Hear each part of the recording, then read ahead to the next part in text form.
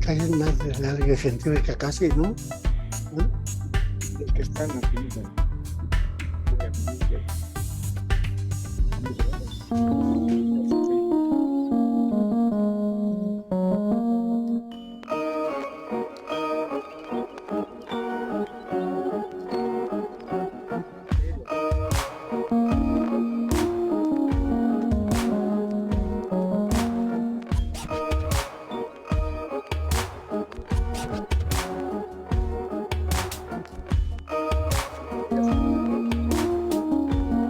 Sí,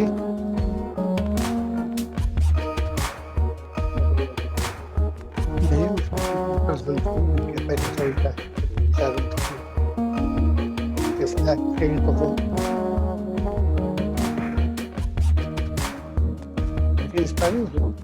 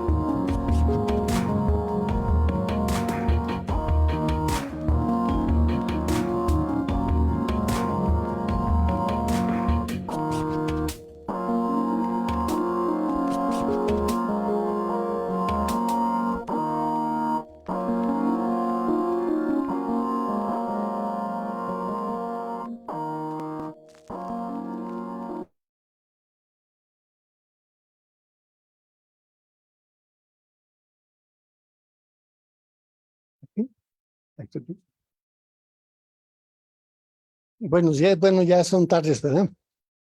Bueno, tengo mucho gusto en presentar a Fernando Magaña, que estudió en la Facultad de Ciencias y en Canadá, tiene un doctorado, es investigador del Instituto de Física y tiene un buen número de trabajos publicados y tesis y libros.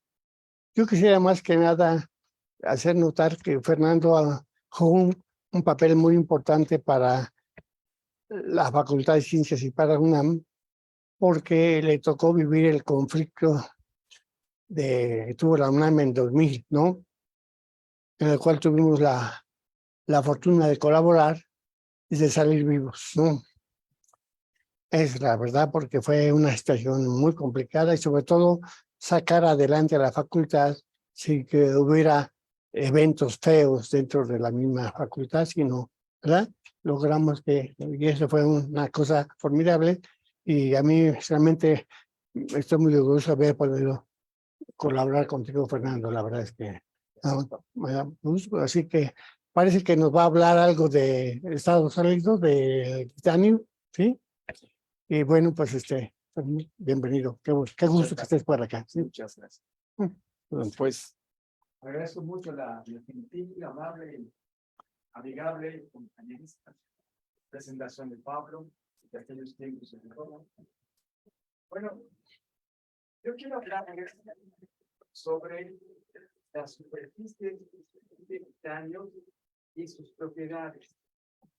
La cuestión es esta: para los que no están familiarizados con este tipo de cosas, recuerden esto: cuando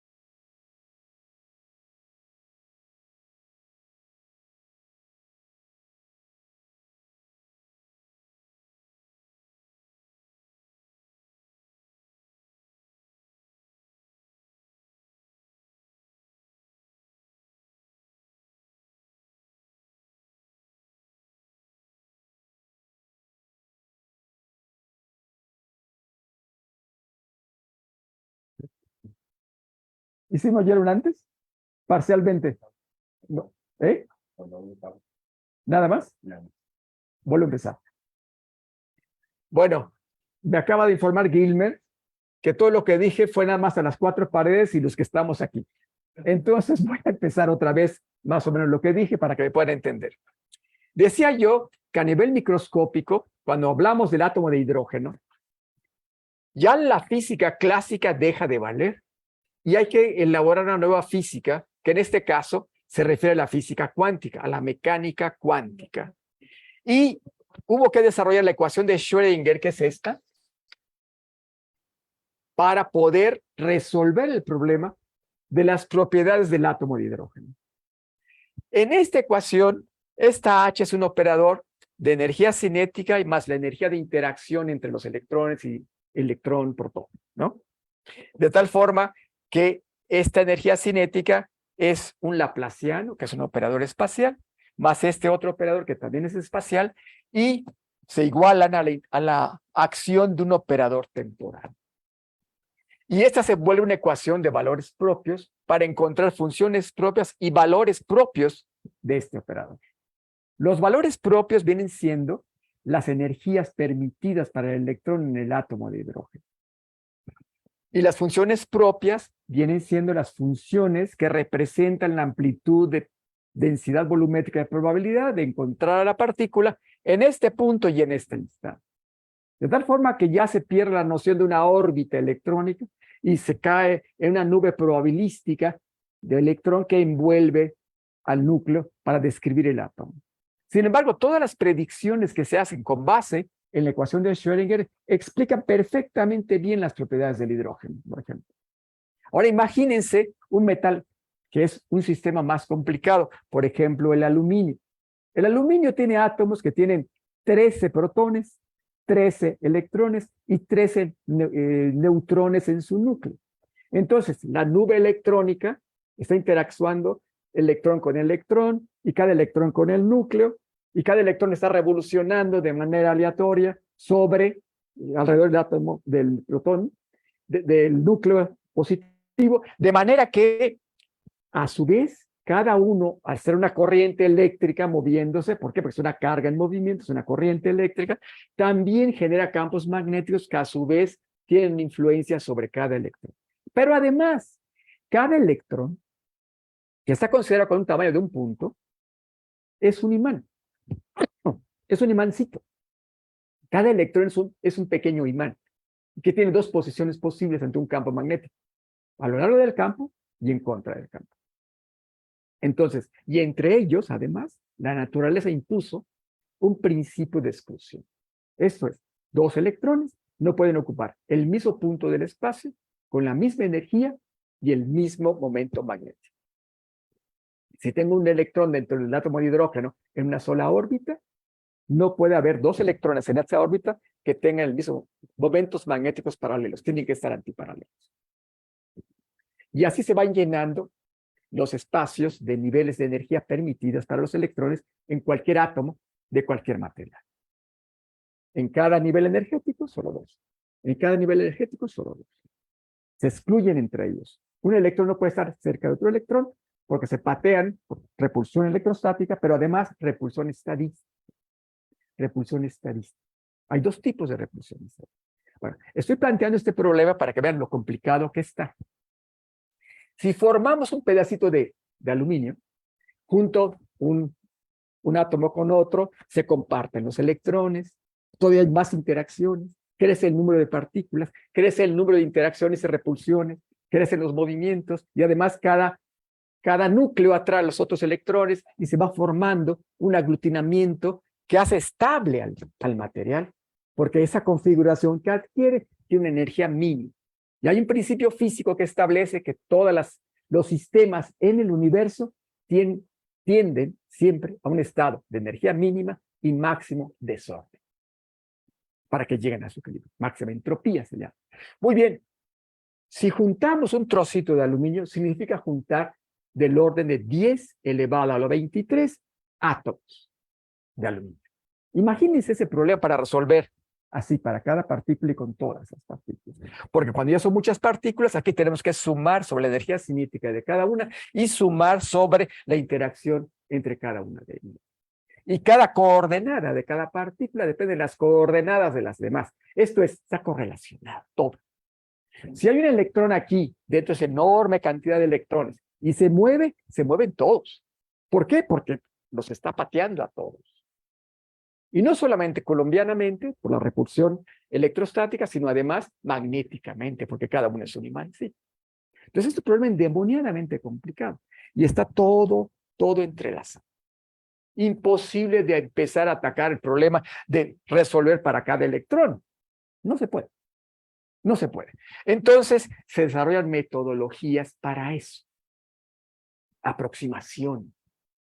Y hay maneras de ir viendo qué se puede dejar a un ladito y qué se puede atacar desde el punto de vista matemático. Es aquí donde entra el talento de los matemáticos que entienden bien cómo desacoplar, cómo aplicar, cómo aproximar y cómo resolver especialmente numéricamente. Bien, cuando tenemos ya el problema enfrente, lo primero que se nos ocurre a los físicos es ir peinando las cosas. Hay un chiste sobre los físicos teóricos, sobre todo, que dicen, pídele a un físico teórico que describa una vaca. Y siempre empieza de esta manera. Supongamos que la vaca es una esfera, ¿no? Partamos de ahí. Y así, pues así empezamos nosotros, así. Entonces, ¿qué pasa ahí? Pues vemos cuántas veces es el núcleo de cada átomo la masa de un electrón. ¿Cuántas veces cabe la masa de un electrón en la masa de un núcleo atómico? Pues vemos que cada protón es del orden de 2000 veces la masa de un electrón. En el átomo de aluminio que tenemos 13 protones más 13 neutrones y el neutrón y el protón tienen masas muy parecidas, pues tenemos 26 nucleones, eso es partículas del núcleo, ¿no? En un átomo de aluminio contra, son 26 por 2, son 52,000 veces la masa del núcleo mayor que la masa de un electrón. Entonces, ¿quién se moverá más fácilmente por la segunda ley de movimiento de Newton? Pues el electrón, que es muy liviano. Y mientras aplico una fuerza a este apenas empieza a moverse. Un elefante reumático, en cambio ya se está moviendo. Entonces puedo pensar que en este operador hamiltoniano, que así se llama, esta parte de la energía cinética total de todas las partículas puede eliminar la parte que se refiere a los núcleos, porque las masas de los núcleos son mucho mayores que las masas de los electrones. La energía de interacción entre electrones y núcleos no se puede despreciar.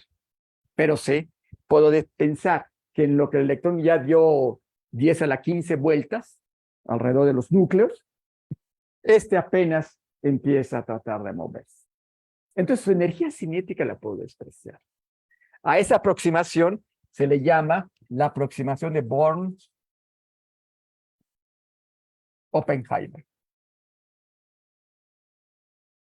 Y eso permitió ir desacoplando las cosas poquito a poquito. Primero una moleculita de helio, luego una moleculita de agua, y se empezó a ver qué propiedades se pueden predecir, y se empezó a ajustar bien con las mediciones. Porque en la física es importante, nosotros podemos divertir mucho con las ecuaciones y soluciones, pero hay que hacer un experimento que confronte los resultados, ¿no?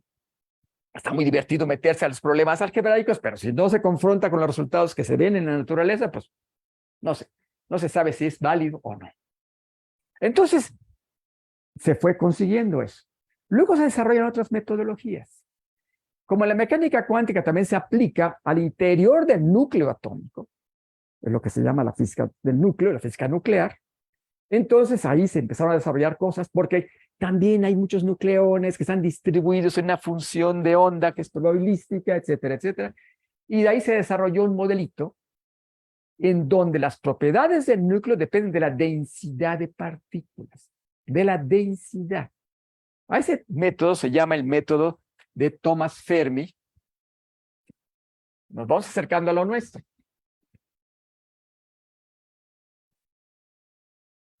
Es el método de Thomas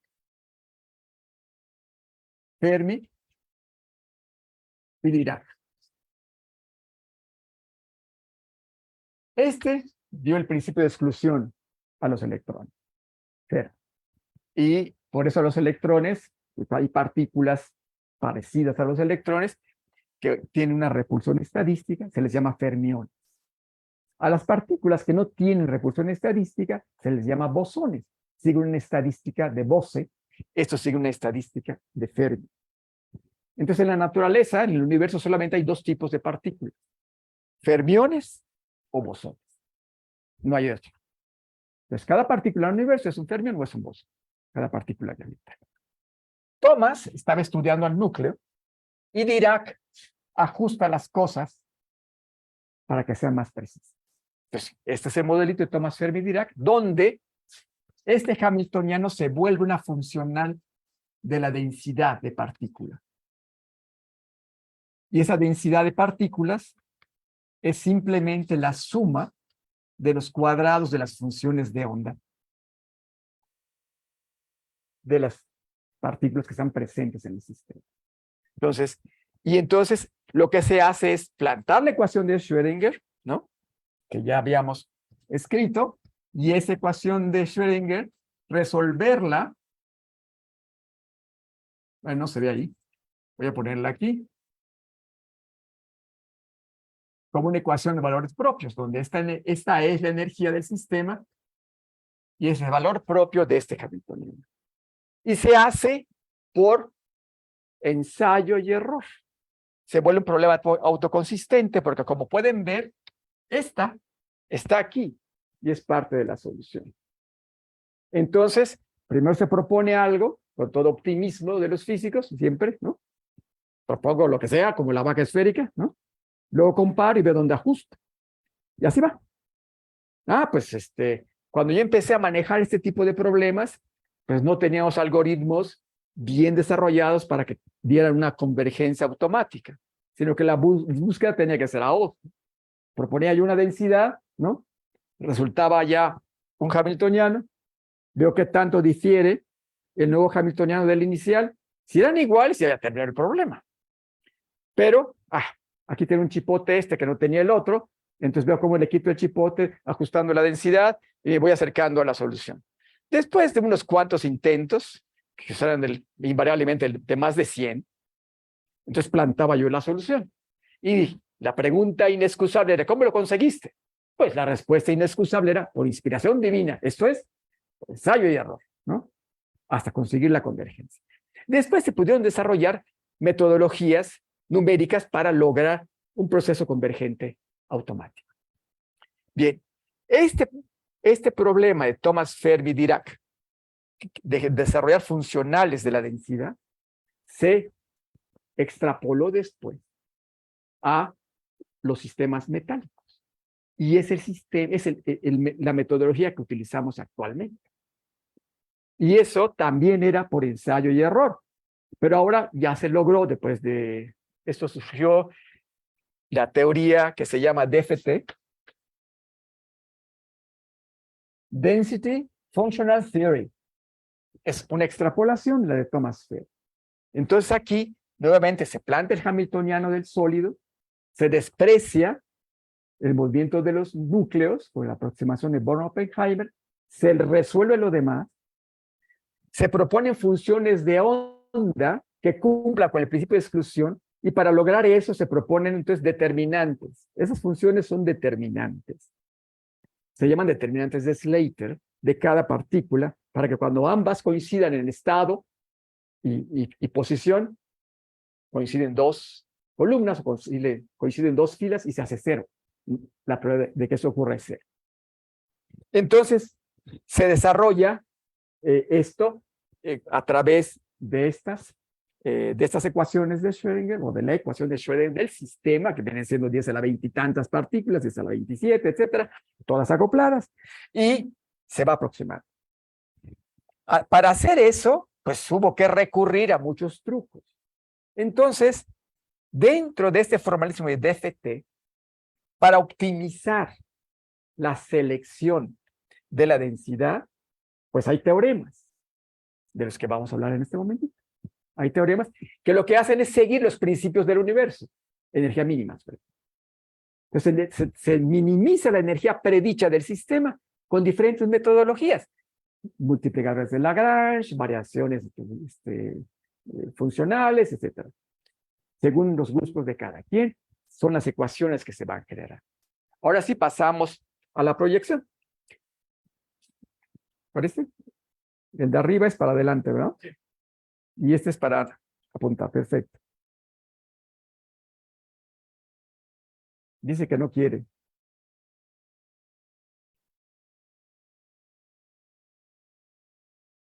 No responde. ¿O le damos con el teclazo?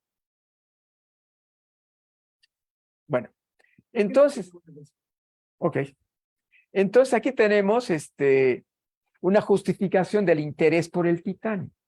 El titanio es un material muy reactivo y se mete en muchas cosas, ¿no? Los protectores solares, por ejemplo, son polvitos de titanio, es blanquito, ¿no?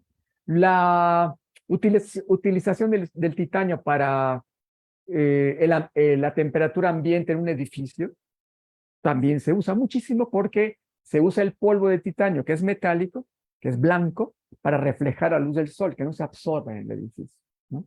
Se utiliza también para los cosméticos, se utiliza en las naves espaciales, porque es sumamente, se utiliza porque son ligeritos y resistentes, se utiliza para los lentes, en los armazones, se utiliza dentro de las naves espaciales para la estructura, porque es liviana y muy resistente, tiene una alta temperatura de fusión, en fin, tiene muchas buenas propiedades y reacciona casi con todo. Le molesta el titanio en la presencia de cualquier otra cosa y ¡boom! Reacciona, lo absorbe, lo destruye. Es sumamente catalítico, se dice. Es muy reactivo a lo que se le ponga. Por eso es interesante estudiar, ¿no? Entonces imagínense que yo tengo una superficie de titanio, una plancha, ¿no? Y digo, ¿cómo debo alterar esa plancha de titanio? ¿Con qué le debo poner a esa plancha de titanio para que cuando se tropiece con una molécula de dióxido de carbono o de monóxido de carbono, que son contaminantes, o de metano, que son contaminantes, se la traiga, la ponga ahí y la descomponga en cosas no nocivas, ¿no? Y si la trae y la descompone, que además, con calentar un poquito el titanio, las expulse ya descompuestas y las pueda almacenar en otro lado. Y luego vuelvo a meter esa escoba para quitar esos contaminantes, volver a juntar y volver a quitar, y voy barriendo del ambiente todo lo que estamos produciendo como civilización, que son muchísimas porquerías, ¿no? Entonces, esa es la idea aquí. Por eso queremos las superficies de titanio. Ver cómo se pueden modificar para absorber en ella contaminantes. ¿De acuerdo? El CO2 es terrible. Es un gas que se mete en la atmósfera y deja pasar el calor, luego no lo deja salir. Entonces, la temperatura del planeta está cambiando, aumentar, porque no deja salir el calor, ¿no? Igual que el metano, igual que el formol que se usa para conservar los cadáveres y para las pinturas, es terriblemente, todavía como 100 veces más efecto invernadero que el CO2. También lo analizamos aquí. Esta cosa ya funcionó. ¿No? A ver. Entonces, una más. ¿Es el otro botón? A ver. Ah, ok. Es el de atrás, entonces. El de abajo. Ahí está. Entonces, ¿no hay otra cosa antes? No. Ok, está bien. Ahí está. Aquí tienen ustedes el hamiltoniano que les estaba diciendo, ¿no? Aquí un poquito de la historia que ya mencioné. Y este es el operador hamiltoniano. Aquí ven ustedes esta suma. Pues dice este que no quiere. Es que está. Ven aquí el operador laplaciano para cada partícula, ¿no? Esa masa con una I grande se refiere a los núcleos. Esta se refiere a los electrones. Esta es la interacción entre los núcleos. Esta de electrón-núcleo, electrón-electrón. Cómo se repelen entre sí o cómo se atraen. Entonces aquí se refieren a los núcleos y los electrones. Entonces, aquí tenemos una energía de movimiento iónica, electrónica, interacciones, núcleos, electrones y entre núcleos y electrones y núcleos. Está toda la física puesta ahí, ¿no? Para encontrar la ecuación de Schrödinger para resolver con métodos aproximados, que en este caso es DFT. Entonces, primero la aproximación de Born-Oppenheimer, que ya la hablamos, ¿no? Vamos a decir que los elefantes reumáticos que representan a los iones con respecto de los electrones, pues los dejamos en paz y nos dedicamos a ver nada más qué pasa con los electrones y a la interacción electrón-núcleo. Y ya con eso nos divertimos mucho, ¿no? Entonces aquí tenemos el operador de energía cinética. Esta es la energía total del sistema con su parte cinética, una parte que puede referirse a que metimos una batería a la superficie de titanio o al titanio, un campo eléctrico externo aquí, ¿no? Es una interacción con un campo externo.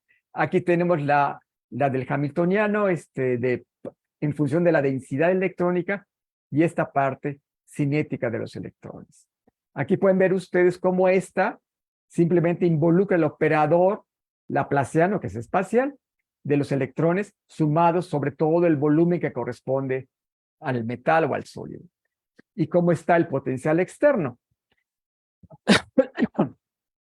Entonces, ponemos esta forma, densidad electrónica, esto nos está dando la repulsión entre los electrones. Esta parte es una interacción entre electrones coulombianamente y esta es simplemente la diferencia. Entonces, estas son las descomposiciones del hamiltoniano. Y bueno, no voy a poner a hacer el álgebra, no tiene sentido, sino es darles una idea de cómo va. Y aquí vemos que en esta expresión para Thomas Fermi-Dirac, que es en esencia lo mismo, fue la otra, ¿no?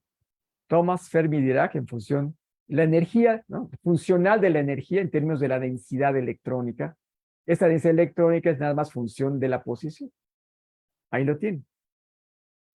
Ahora, hay una parte del problema que se resiste a tener una expresión razonablemente buena. Bueno, hasta ahorita tenemos una expresión razonablemente mala. Se llama la energía de correlación. Les decía yo a ustedes que dado un gas de electrones, si yo muevo uno, todos responden. ¿Por qué? Porque están correlacionados, ¿no? Como cuando estamos en el metro, se mueve uno, pues todo el mundo se mueven también, ¿no? Tardan en moverse, pero se mueven. Igual los electrones. Entonces, pero también hay de intercambio. Si yo intercambio un electrón con otro electrón, como son indistinguibles, ¿no? Pues depende cómo esté la relación de espines y demás. Pero la cuestión es, se altera también la energía del sistema. Entonces, a esa forma de que se altera la energía del sistema por estar correlacionados y porque pueden intercambiarse, porque son indistinguibles, se le llama energía de intercambio y correlación. Y el cálculo de cuánto vale no es cerrado. No puede obtenerse una expresión analítica. Entonces se toman aproximaciones que cada vez se van puliendo, pero sigue siendo imprecisa. Entonces tenemos ahorita aproximaciones razonablemente malas, digamos, ¿no? Entonces, en la DFT, que ya más o menos hablamos, lo que tenemos son los teoremas, en este caso, de la... Primero, fíjense, el Hamiltoniano está totalmente determinado, a excepción de un cambio constante de la energía que resulta de las funciones de onda, ¿no? Para los estados base y estados excitados. Entonces, todas las propiedades del sistema quedan determinadas si yo conozco la energía del estado base. Fíjense ustedes que como esa densidad está dada como una suma, esta es una notación taquigráfica de lo que acabo yo de expresar, como esta suma de cuadrados de funciones de onda. Como pueden ver, aquí se tiene que la densidad está exacta, pero las funciones de onda no son las de las partículas, porque la suma de cuadrados nos puede dar un cierto número para cada punto, pero no son únicas las funciones de onda que pueden dar ese valor correcto para la densidad. De tal forma que esas funciones, cuando se optimizan para minimizar la energía del sistema, no corresponden a las funciones de onda de cada electrón, sino a cuasi partículas. Pero lo que nos interesa es la energía del sistema para predecir sus propiedades. Entonces, no importa que las funciones de estado no correspondan con las partículas, pero sí la densidad. Bueno, entonces, ¿qué hacemos? Primero, seleccionamos una función de onda que nos lleva a una densidad. Construimos los operadores hamiltonianos que dependen de la densidad. Como les decía yo, que hacía yo a mano, ¿no? Luego, entonces, resolvemos la ecuación de Schrödinger, o la ecuación que resulta del formalismo de DFT, ¿no? Obtenemos otra vez la densidad y volvemos a ver qué tanto difiere de lo propuesto. Damos la tolerancia. Esto es, en cuánto pueden diferir para acabar el proceso o no. Entonces, si todavía no ha convergido, nos vamos a otra. Si sí, pues ya está, tenemos el resultado. Depende de nuestro criterio. Y claro, nuestro criterio va a depender de qué, de que también predigamos los valores que medimos. Bueno.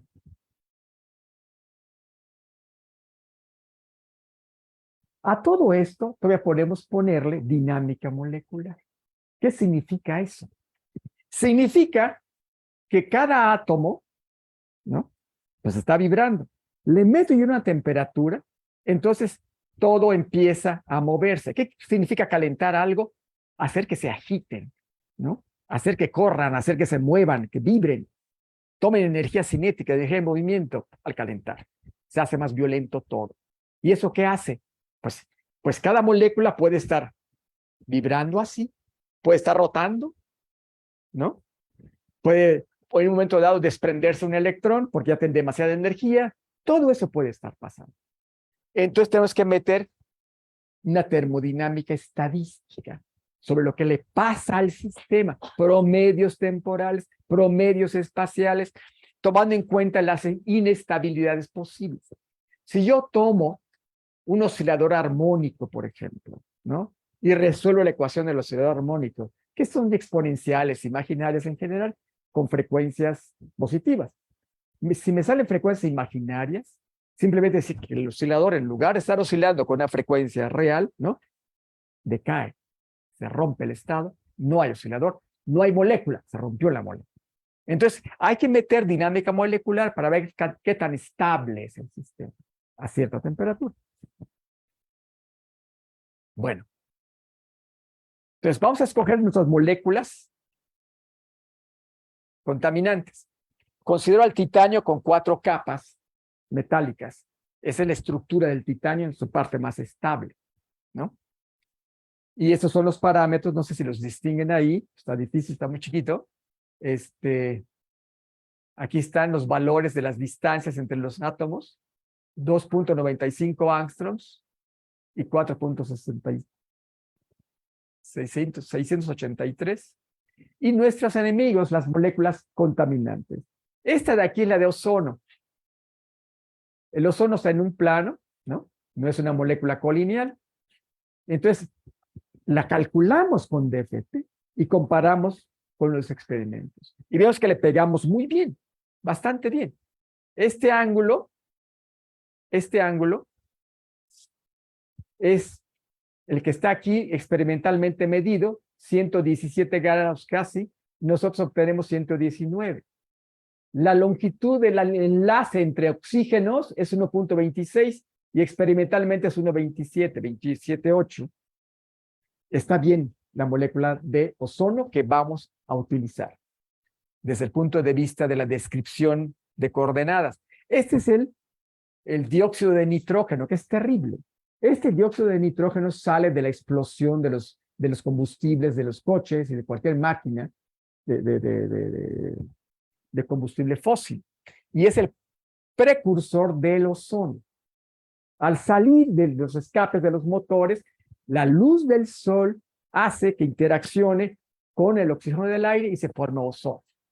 Y ese ozono pues, se va a la alta atmósfera, ¿no? Usualmente, pero en la Ciudad de México, pues como estamos muy altos, se queda y nos irrita. Nos afecta a la salud. Este otro es el óxido de nitrógeno, que también es precursor del ozono. También la atinamos bien a la optimización. Y este es el metano. Este metano es terrible porque no interacciona con nada. Y cuando estudiamos el metano con el titanio, ¿qué hace el metano? Se acerca al titanio y rebota. Hay metanofobia del titanio. No quiero nada contigo. ¡Pum! Lo patea. No interacciona con él. El CO2, este CO2 es tremendo. Lo emitimos todos nosotros y las plantas y todos los seres vivos. El efecto invernadero, el principal enemigo. Y el monóxido de carbono, que también es producto de la combustión de estufas, de coches, etc. El metano, no, este no es el metano, este de aquí es el formol, el formaldehído. Este es el metano. Este es terrible, muy pesado y está en todas partes. La conservación de cadáveres, en pinturas, en muebles, en muchísimas cosas. Y es cancerígeno además. Está en todas partes. Bueno, estudiamos todos esos. ¿Cómo las orientamos? Rápidamente les digo. ¿Cómo puedo orientar el ozono con respecto a la superficie? ¿No? La puedo orientar así, con un ozono hacia arriba y 2 hacia abajo. Los puedo ver con su plano paralelo a la superficie o con este ozono hacia abajo, para ver cómo se acerca a la superficie y cómo interacciona con él. ¿Cómo le hago con el NO2? De una manera muy semejante. ¿Cómo le hago con el óxido de nitrógeno? Como si fuese monóxido de carbono, ¿no? ¿Cómo le hago con el formol? Con el formaldehído. Pues de esta manera, todas las variaciones posibles y cualquier cosa que yo ponga rápidamente vemos que son equivalentes. El CO2 es curiosamente una molécula lineal. No forma una superficie. Y entonces ahí son solamente 2 posiciones. Paralela a la superficie, perpendicular a la superficie. Y en el caso del CO, pues igual que en el caso de NO. Para el CH4 ahí tenemos esas, ¿no? Un hidrógeno hacia abajo, un hidrógeno hacia arriba. Y se acabó. Empieza el cálculo. ¿Qué vamos obteniendo? Considero esto mi celda unitaria. Utilizamos un sistema de cómputo que tiene del orden de, en total, unas 40,000 líneas. Incluye Fortran, C++, Python, todas acopladas. Y es código abierto y se llama Quantum Expresso. Cada quien le puede meter ahí de su ronco pecho para mejorarlo cada vez. Y es Quantum Expresso, se llama, es al alcance de todo el mundo, es gratuito. Y cada quien lo va acomodando a sus necesidades. Usamos Quantum Expresso. Ese Quantum Expresso hace un desarrollo de cada onda, cada psi que les mostré, la hace en una transformación de Fourier en esencia. De tal forma que toma ahí del orden de 1000 o 2000 funciones de onda para representar funciones planas, para representar las funciones electrónicas. Entonces, aquí están las maneras de orientarlas, ¿no? Ahí tenemos al CO en sus diferentes orientaciones con respecto a la superficie, al CH4, etcétera. Para las interacciones, esta celda unitaria, ¿por qué hablamos de celda unitaria? Porque en el sistema numérico tenemos que poner fronteras y condiciones de frontera. Entonces, lo que hace el sistema numérico es considerar diferentes bloques y poniendo aquí condiciones de frontera, de tal forma que entre esta unidad y esta otra no haya interacciones fantasmas. Y se puede ir resolviendo numéricamente con condiciones de frontera establecidas las ecuaciones diferenciales de DFT. Estos son los sistemas que vamos considerando según las orientaciones de las moléculas contaminantes con respecto de la superficie.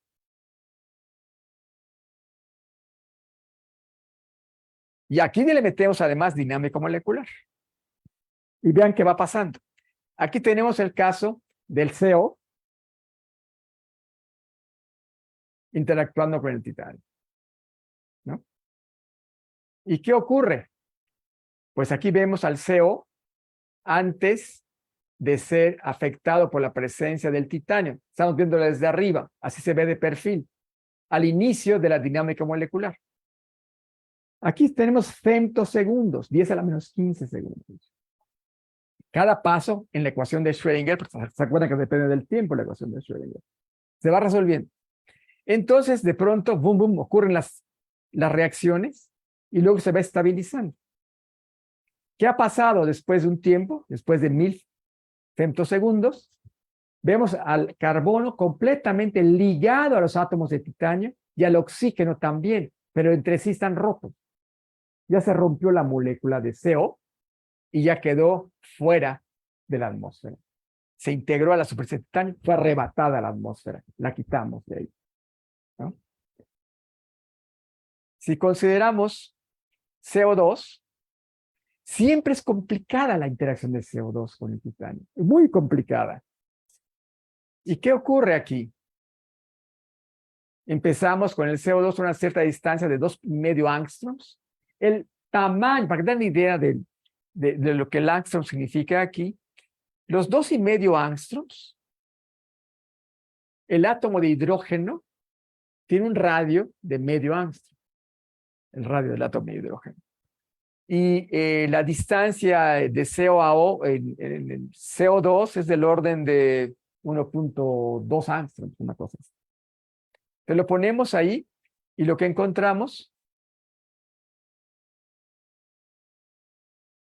en la orientación 1, aquí está la molécula de CO2 en su interacción con la superficie y vemos que también la descompone. Aquí están los dos oxígenos y aquí está el carbono, ambos ligados al titanio. También lo desbarata, también lo quita de la atmósfera. Pero el precio es que la capa de átomos de titanio más superior se desplaza hacia arriba, como que los jalonea la molécula. Y ahora con esta orientación perpendicular también la destruye. Pero aquí lo que ocurre es que deja una fracción de CO. El otro O lo deja lejos. Siempre deja una fracción de CO. Aquí está la CO y aquí está el otro O. Aquí está la CO y aquí está el otro O. También lo rompe. En todos esos casos, en cambio con el metano no. Simplemente rebota. No le da ninguna importancia al titanio y no solamente eso, el titanio lo patea. Para la NO, También, si lo pongo en la posición paralela a la superficie, entonces rompe la molécula. Aquí queda la N, aquí queda la O. Fíjense, completamente la rompe, pero la deja integrada en la superficie. Aquí está otra vez el NO.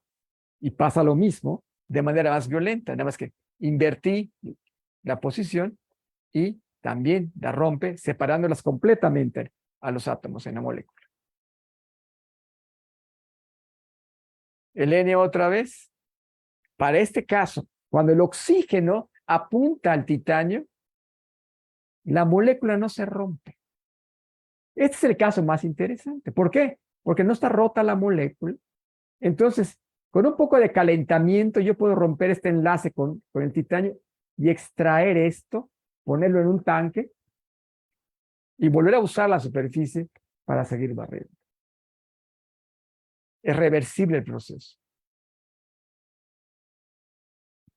Para el caso de NO2, muy parecido al ozono, también lo rompe, ¿no? Pero, bueno, lo liga, pero fíjense, no está rota la molécula. Los oxígenos quedan amarrados. De tal forma que si yo caliento esto, recupero esto, lo puedo meter a un depósito para aislar el contaminante y volver a usar eso.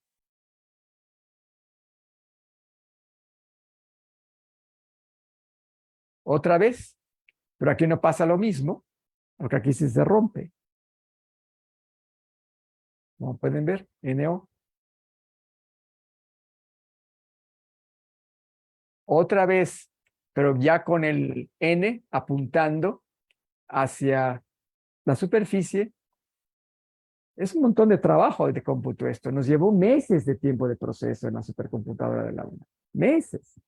Claro que son varios trabajos publicados con eso, pero fue una enorme cantidad de cómputo. Afortunadamente, con resultados. Aquí tenemos al formol, al formaldehído. Este lo hace añicos, el titanio. Aquí ven ustedes el H2 roto por un lado y el carbono por otro lado. Pero aquí queda el CO. Es curioso. La molécula de monóxido de carbono aquí y dos hidrógenos por otro lado. Fíjese, qué manera de romperlo, ¿no? En principio, calentando, debo recuperar el hidrógeno por un lado y el CO por otro.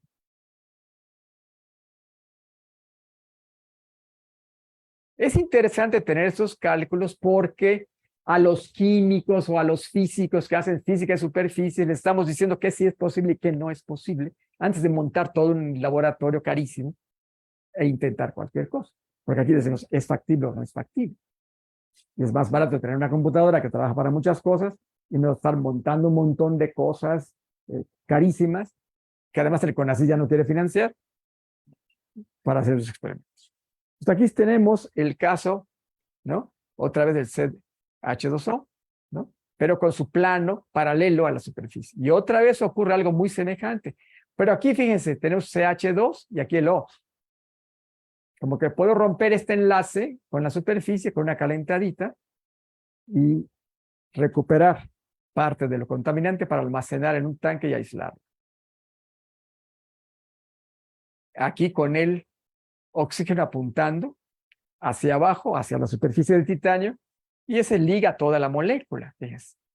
Ese está más interesante porque calentando puedo recuperar la molécula contaminante para almacenarla en otra parte. El ozono. El ozono. Fíjense qué pasa con el ozono. Son sus 3 átomos de oxígeno. Aquí le estoy quitando un oxígeno y aquí se va la molécula completita de oxígeno con su O2. La rompe y me devuelve a la atmósfera oxígeno puro. Es interesantísimo lo que pasa con el ozono y la superficie de titanio. Ahora imagínense, le pongo al titanio una capa de grafeno. De grafeno. El grafeno es un material bidimensional, de un espesor de un átomo de carbono. Tiene una resistencia más grande que la del acero. Si yo pudiera fabricar una capa de grafeno de este tamaño más o menos, y ponérmela en los brazos, no pesa nada. Es monoatómica y es transparente. Ni siquiera se podría ver. Pero es más resistente que el acero. Entonces, yo las pliego al cuerpo, las levanto así para que no tenga resistencia al aire y después aleteo, puedo yo levantarme con eso. Porque mis músculos, que son débiles comparados con los músculos de un pájaro y sus alas, ¿no? Con esa ayuda me puedo impulsar. Y nada más es aprender a moverlo y podré yo volar. Porque es suficientemente resistente el grafeno y muy liviano. No voy a percibir el peso, pero sí voy a percibir cómo me impulso hacia arriba. Es interesantísimo. Pero es transparente además. Pero el grafeno tiene muchísimas propiedades. Aparte que tiene con una conductividad parecida a la del cobre y todo. Cuando se lo pongo al titanio, que tiene una simetría semejante a la del grafeno, se lo coloco de esa manera. Son hexágonos que se forman con los carbonos, como son hexágonos en la cara superior del titanio. Entonces, al dejarlos interactuar con sus maneras colombianas, etcétera, lo que ocurre es esto: se ligan los carbonos al titanio, fíjense, pero forman cadenas, pero se ligan, se distribuyen. A cada titanio le toca un carbono, a cada titanio le toca un carbono y queda corrugado. Es interesante. Ahí están los carbonos y así quedan. Vistos desde arriba, así quedan. Así es el inicio y este es el final. Que visto desde arriba y visto de perfil. Vean. No es carburo de titanio. El carburo de titanio es diferente. Esto es otra cosa. Es enmascarar, ponerle una pantalla al titanio, el puro grafeno, el puro carbono bidimensional. Luego veo qué le hace a todos los contaminantes. Se les digo que fue un enorme trabajo de cómputo. A todos ellos, otra vez, en sus células unitarias. Y ahí va. Miren qué va pasando. Al NO2, ¿qué hace? Le quita oxígeno y devuelve NO. Lo degrada. Lo devuelve a la atmósfera. En esta otra orientación, se engulle a la molécula enterita y esta se puede recuperar para seguir limpiando la atmósfera. En esta otra, al ozono. Ahí va el ozono. Allá le hizo, como pueden ver, aquí hay dos átomos de oxígeno afuera y uno ligado.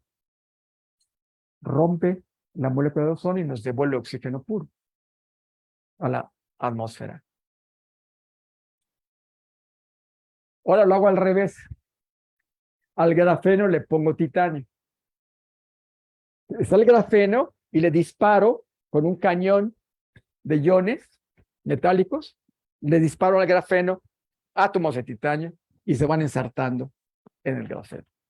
Ya no tengo una placa de titanio metálico, sino tengo nada más átomos de titanio puestos sobre el grafeno. ¿Ya me entendieron? Es distinto. Y a ver qué efecto tiene.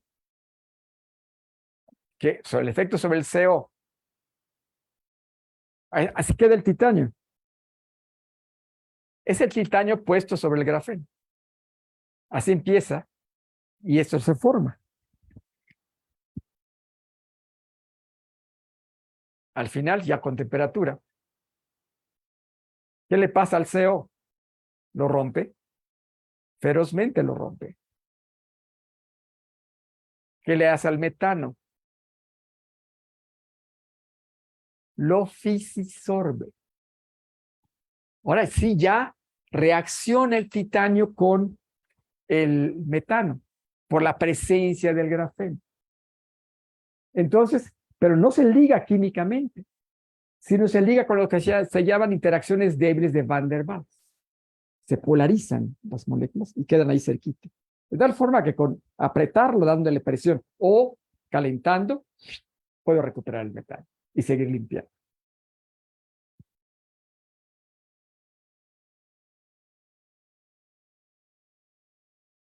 Ahora, pues, ¿cómo varían sus propiedades ópticas? ¿Cómo refleja la luz? ¿Cómo absorbe la luz?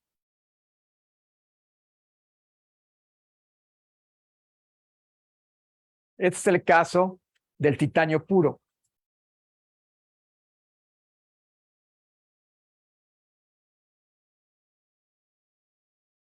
Y es el caso del titanio recubierto con... Cambia radicalmente las propiedades ópticas al recubrir el titanio con el grafeno. Y después cambian las propiedades ópticas de eso cuando veo nada más lo del grafeno. Es que el grafeno es extraordinario. El grafeno, fíjense, en su reflectividad es 0 hasta el ultravioleta que se refleja. Por eso no es visible. Nada hacia el ultravioleta puede reflejar algo, pero nuestros ojos no ven ultravioleta, entonces no vemos nada. En este otro caso, cuando cubrimos al grafeno con titanio, pues las dos propiedades ópticas se conjugan y sí tiene una gran reflectividad que es propia del metal, pero el ultravioleta se atenúa y absorbe también mucho, como es típico del metal. Especialmente hay picos de absorción en el ultravioleta. Entonces son filtros ópticos bien interesantes. Conclusiones. Cuando es prístino el titanio, cuando es puro, se absorben todas las moléculas contaminantes, excepto el metano, que es repelido, es metanofobia. En la superficie del titanio decorado con una capa de grafeno, ¿no?, solamente se da la interacción del ozono y del NO2.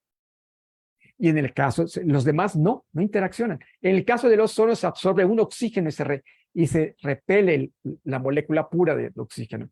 Y en el caso del dióxido de nitrógeno se absorbe un oxígeno también y se repele el monóxido de nitrógeno. Se degrada. Cuando cubro al grafeno con titanio, el CO se absorbe y el CO2 también. Pero el CO2 queda fisiosorbido.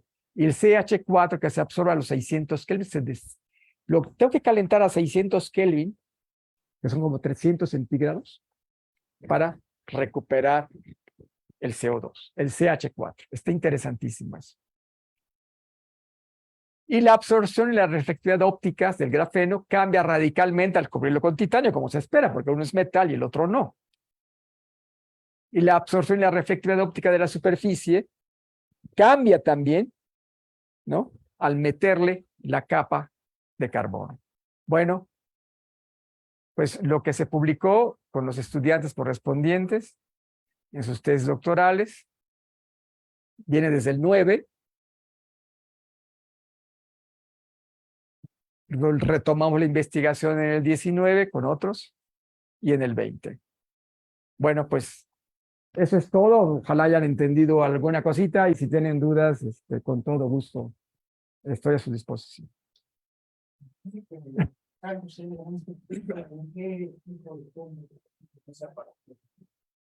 Es cómputo en paralelo.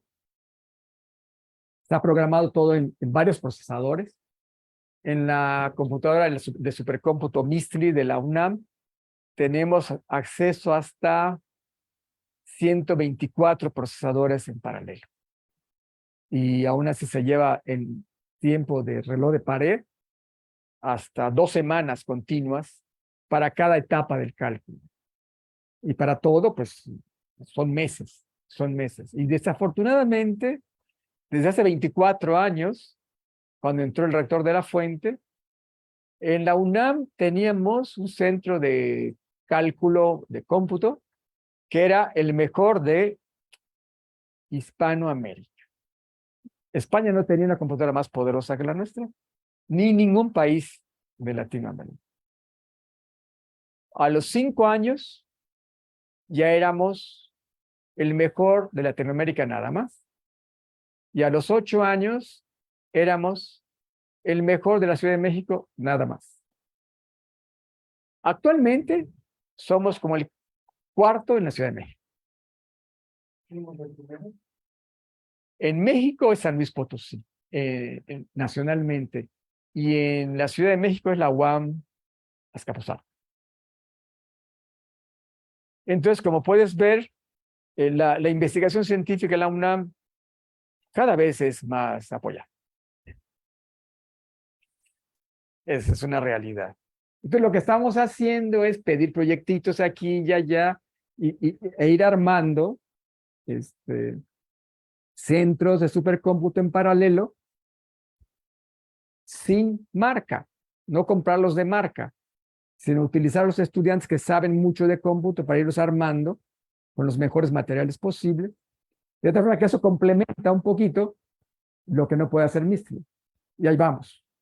A veces parecemos elefantes cojos, pero con patines. Entonces, ahí nos movemos, ¿no? Y seguimos a eso.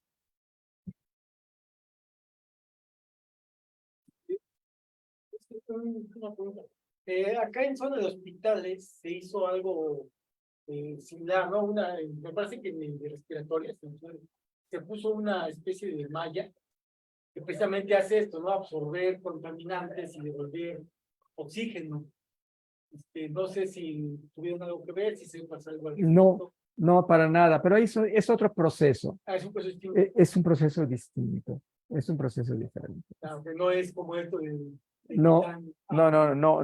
Es algo mucho más pedestre, mucho menos eficiente, es algo más empírico, diría yo. Es otro tipo de proceso el que tienen ahí. Y ahora, con esto del grafeno, el titanio como que, digamos, destroza, por así decirlo, las cosas que ve, pero con el grafeno interactúa bien. Ah, sí, o sea, porque también odia que se interfieran con él. O sea, eso me pareció muy interesante, o sea, como dos materiales... Lo deforma, Lo deforma. Se complementan. Sin despedazarse uno al Exacto. otro. Porque ambos tienen interacciones muy fuertes entre átomos de un plano, ¿no? Okay. Eso es lo que pasa. Y el titanio tiene interacciones fuertes en un solo plano y entre planos. El grafeno entre planos es muy débil, pero en el mismo plano es muy fuerte el amarre. Esa es la parte, por eso no lo pudieron romper completamente, sino nada más lo deformó el titanio y le cambió las propiedades al material nuevo. Okay. Sí. Y para la recuperación de todo esto que absorbe, ahorita necesitamos 300 grados, para 300 grados Kelvin. Pero ahora, a esa temperatura ya se pudo recuperar todo, o hay... Sí. A esa ya se recuperó todo. Ya se recuperó todo lo que se absorbió. O sea, digamos, es la temperatura ya máxima que se necesita. 300 o 600 según lo que se absorba. Okay. 300 Kelvin es temperatura ambiente, equivale como a 30 grados centígrados. Entonces, cuando se empieza a, digamos, a calentar, se está recuperando por separado. A cada temperatura se va recuperando algo distinto. Exactamente. Y eso permite separar muy bien ya. Eso es. Ir limpiando lo que quedó fisisorbido, digamos. Okay. Pero cuando hay intercambio electrónico entre los átomos contaminantes y la superficie, entonces ya no es posible, porque tendrías que prácticamente fundir el material para recuperar, entonces es muy caro. Okay. Y eso no se necesita en este caso. En muchos casos, de los que vimos, no, en otros sí. Cuando hay quimisorción, que es el intercambio de electrones, es muy caro volver a tenerlo. Sí. Cuando es fisisorción, la molécula no queda química, no hay intercambio electrónico, entonces nada más con meterle un poquito de energía se despega. Sí. Y bueno, y ahorita con lo que comentas del cómputo paralelo, en la astronomía están sufriendo de lo mismo. Claro. Entonces, no se han juntado para tratar de hacer... No, más bien competimos porque ellos necesitan espacio de cómputo, claro. En Mistral y nosotros también. Sí, porque es que ellos también están armando ahorita... Pues lo que pueden, igual que nosotros, ¿no? Entonces, si ellos ven con esos proyectos, a lo mejor podrían juntar y hacer un... Es que siempre andamos necesitados. Ahorita, por ejemplo, hay universidades gringas que ofrecen sus servidores gratuitamente. Inclusive ya hay computación cuántica. Ya ven que ustedes en computación se utiliza el 0 y 1, pero en computación cuántica no, por la probabilidad de onda de las partículas. Entonces utiliza un continuo de probabilidades. Entonces cambia la cosa y puede ser mucho más rápido el proceso con algoritmos nuevos, con programación nueva, ¿no? Entonces ya hay universidades inglesas y gringas que te ofrecen los mismos programas ya escritos, pero en computación cuántica. Ahorita no te cobran, pero después a ver cuánto tendrás Está que creando la pagar. necesidad para- Exactamente, exactamente. Google ha avanzado muchísimo en computación cuántica. Entonces, con un poquito más de avance, entonces vas a poder abordar problemas que con las computadoras normales tardas, por ejemplo, un segundo, ¿no? Con las nuevas vas a tardar 10 a la menos 12 segundos. Muchísimo más rápido. Sí. Muy bien.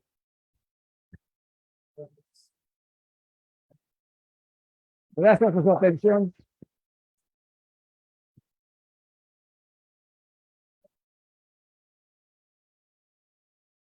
Don Pablo, pues muchas gracias por estar por estos